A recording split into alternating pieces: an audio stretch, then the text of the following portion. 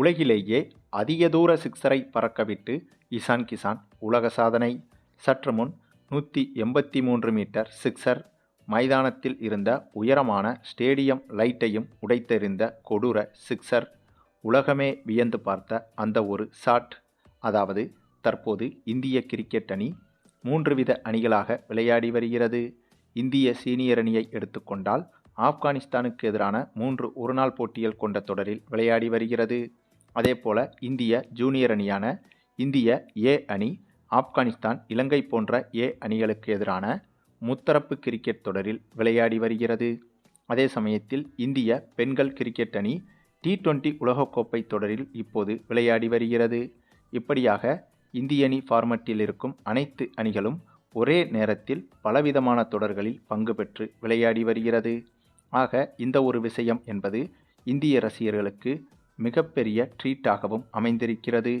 எந்த பக்கம் திரும்பினாலும், எந்த சேனலை திருப்பினாலும் இந்திய அணியின் கிரிக்கெட் மேட்ச் இப்போது நடந்து கொண்டேதான் இருக்கிறது. இதில் அனைத்து விதமான தற்போதைய இந்திய கிரிக்கெட் அணிகளின் தற்போது வரையிலான அப்டேட்டுகள் என்னவென்று பார்த்தால், இந்திய சீனியர் அணியை எடுத்துக்கொண்டால், அதாவது சுப்மன் கில் தலைமையிலான இந்திய சீனியர் அணியை எடுத்துக்கொண்டால் ஆப்கானிஸ்தானுக்கு எதிரான 3 ஒருநாள் போட்டிகள் கொண்ட தொடரில் விளையாடி வருகிறது. இதில் நேற்றோடு 2 ஒருநாள் போட்டிகள் முடிவடைந்துவிட்டது. அந்த 2 ஒருநாள் போட்டிகளிலும் இந்திய அணிதான் வெற்றி பெற்றிருக்கிறது. ஆகவே 3 ஒருநாள் போட்டிகள் கொண்ட அந்த தொடரில் முதல் 2 போட்டிகளில் வெற்றி பெற்று ஒரு போட்டி மீதம் இருக்கும் போதே இந்திய அணி இந்த ஒருநாள் தொடரை ஏற்கனவே கைப்பற்றிவிட்டது. ஆகையால் மீதம் இருக்கும் ஒரே ஒரு போட்டி என்பது எந்தவித தாக்கத்தையும் ஏற்படுத்தாத சாதாரண போட்டியாக மாறிவிட்டது. ஆக அந்த போட்டியில் இந்திய அணி தோற்றாலும் எந்த ஒரு பிரச்சனையும் இருக்கப் போவதில்லை. ஆகவே அந்த போட்டியில் இந்திய சீனியர் அணியில் இப்போது இருக்கும் வீரர்களில் பெஞ்சில் அமர்ந்திருக்கும் பல வீரர்களுக்கு அந்த போட்டியில் வாய்ப்பு கொடுக்கப்படும் என்றும் எதிர்பார்க்கப்படுகிறது. அதே சமயம் இந்த பக்கம் இந்திய ஜூனியர் அணியான இந்திய ஏ அணியை எடுத்துக்கொண்டால், இந்த முத்தரப்பு தொடரில் தற்போது வரை நடந்திருக்கும் ஒட்டுமொத்த மேட்சையும் வைத்து ரிசல்ட் என்னவென்று பார்த்தால், இறுதிப் போட்டியில் இலங்கை அணியுடன் இந்திய அணி மோத இருக்கிறது. ஏனென்றால் இதற்கு முன்பு நடைபெற்ற போட்டிகளில், அதாவது இந்த முத்தரப்பு தொடரில் ஒவ்வொரு அணிகளும் மற்ற அணிகளிடம் ஒரு சில தோல்விகளை அடைந்திருக்கிறது. அதிலும் நம்முடைய இந்திய அணி என்பது இந்த தொடரில் இலங்கை அணியிடம் எதிர்பாராத விதமாக சூப்பர் ஓவரில் தோல்வியை தழுவியது. அந்த ஒரே ஒரு தோல்விதான் இந்திய அணியை இந்த தொடரில் பின்னடைவுக்கு தள்ளியது. ஆனாலும் கூட மற்றொரு போட்டியில் அதே இலங்கை அணியை இந்திய அணி வீழ்த்தியிருக்கிறது.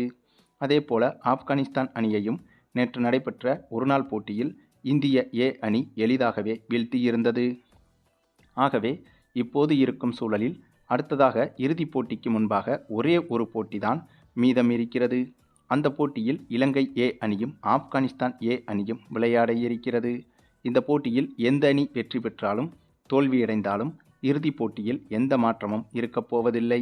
அதாவது இந்த முத்தரப்பு கிரிக்கெட் தொடரின் இறுதிப் போட்டியில் இந்திய அணியும் இலங்கை அணியும் தான் மோத இருக்கிறது. ஆக இந்த ஜூனியர் அணிகளுக்கான முத்தரப்பு தொடரின் தற்போதைய ரிசல்ட் என்பது இவைகள்தான். அதேபோல இந்திய மகளிர் அணியை எடுத்துக்கொண்டால் T20 உலகக்கோப்பை தொடரில் விளையாடி வருகிறது. இந்த தொடர் இப்போதுதான் தொடங்கியும் இருக்கிறது. அப்படியாக தொடங்கி இந்திய மகளிர் அணி இதுவரை 2 போட்டிகளில்தான் இந்த உலகக்கோப்பை தொடரில் விளையாடியிருக்கிறது. அந்த 2 போட்டிகளில் முதல் போட்டியில் பாகிஸ்தானுக்கு எதிராக விளையாடியிருந்தது. அப்படியாக பாகிஸ்தானுக்கு எதிராக விளையாடிய அந்த ஒரு போட்டியில் இந்திய மகளிர் அணி அபாரமாக விளையாடி வெற்றியை பெற்றது.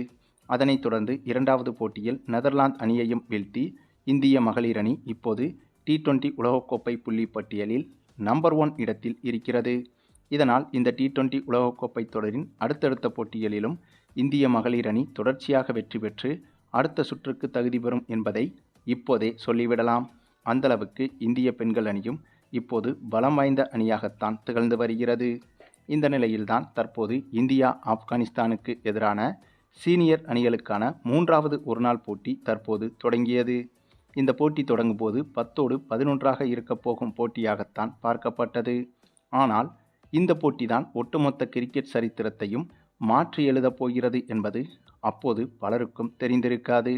ஆமாங்க, அதற்கு காரணம் இந்த போட்டி தொடங்கி முதலில் பேட்டிங் செய்த ஆப்கானிஸ்தான் அணியை இந்திய அணியின் பந்துவீச்சு என்பது எளிதாகவே கட்டுப்படுத்தியது. அதுவும் கடந்த இரண்டாவது ஒருநாள் போட்டியைப் போலவே இந்த போட்டியிலும் ஆப்கானிஸ்தான் அணியின் பேட்ஸ்மேன்களுக்கு சிம்ம சொப்பனமாக இருந்தது இந்திய அணியின் பந்துவீச்சு. அதுவும் இந்த போட்டி தொடங்கி முதல் 10 ஓவர்களிலேயே 4 விக்கெட்டுகளை இழந்து தடுமாறியது ஆப்கானிஸ்தான் அணி. ஆனாலும் கூட அதன் பிறகு தட்டு தடுமாறி 38 ஓவர்கள் வரை பேட்டிங் செய்த ஆப்கானிஸ்தான் அணி 38வது ஓவரில் 10 விக்கெட்டுகளையும் இழந்து ஆல் அவுட்டே ஆகிவிட்டது. அப்படியாக ஆல் அவுட்டான ஆப்கானிஸ்தான் அணி மொத்தமாக 38 ஓவர்களில் 179 ரன்கள் மட்டுமே எடுத்திருந்தது. பின்னர் இந்த எளிமையான இலக்கை நோக்கி களமிறங்கிய இந்திய அணியை பொறுத்தவரையில் எந்தவித பதட்டமும் இல்லாமல் எளிதாகவே விளையாடி வந்தது. அதுவும் களமிறங்கிய ஒவ்வொரு பேட்ஸ்மேனும் காட்டு என காட்டினார்கள். மேலும் இந்த போட்டியின் வெற்றி தோல்வி என்பது இந்திய அணியை எந்த விதத்திலும் பாதிக்காது. ஏனென்றால் ஏற்கனவே 2 ஒருநாள் போட்டிகளிலும் வெற்றி பெற்று தொடரை ஏற்கனவே இந்திய அணி கைப்பற்றிவிட்டது. இந்த சூழலில்தான் இந்த 3வது ஒருநாள் போட்டியில் தோல்வியடைந்தாலும் இந்திய அணிக்கு எந்த ஒரு பாதிப்பும் இருக்கப் போவதில்லை. அந்த ஒரு மனநிலையில்தான் இந்த போட்டியில் இந்திய அணி இன்னும் அதிரடியாக விளையாடுவதற்கு தூண்டுதலாக இருந்தது. அதன் காரணமாகவே இந்த போட்டியில் களமிறங்கிய பெரும்பாலான இந்திய பேட்ஸ்மேன்கள் அதிரடியாக மட்டுமே விளையாடினார்கள்.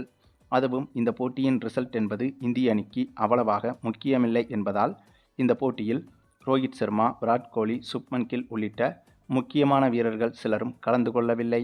அதே சமயம் இசான் கிசான் மட்டுமே இந்த போட்டியில் மிகவும் அதிரடியாக விளையாடியிருந்தார். மற்ற பேட்ஸ்மேன்களும் சிறப்பாக பேட்டிங் செய்திருந்தனர்.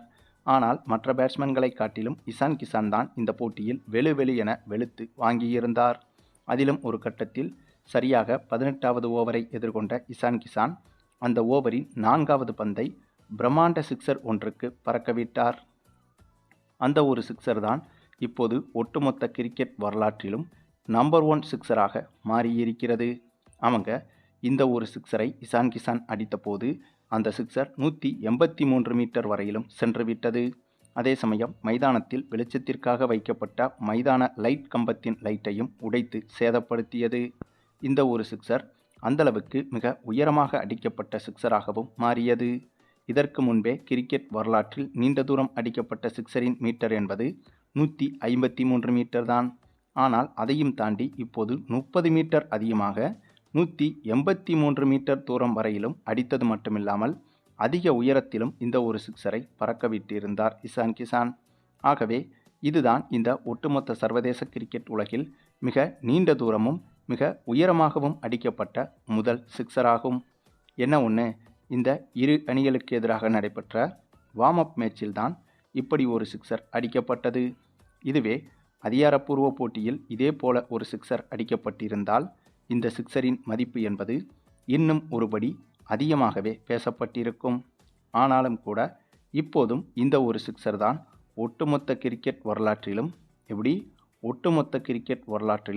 சாதனை படைத்த நம்பர் 1 சிக்சராக மாறியிருக்கிறது.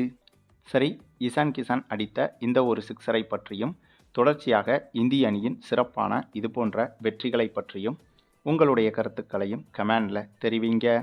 மேலும் இந்த வீடியோ பிடிச்சிருந்தால் லைக் பண்ணுங்கள், மற்ற அனைவருக்கும் ஷேர் பண்ணுங்கள். மறக்காமல் நம்ம சேனலை சப்ஸ்கிரைப் பண்ணுங்கள்.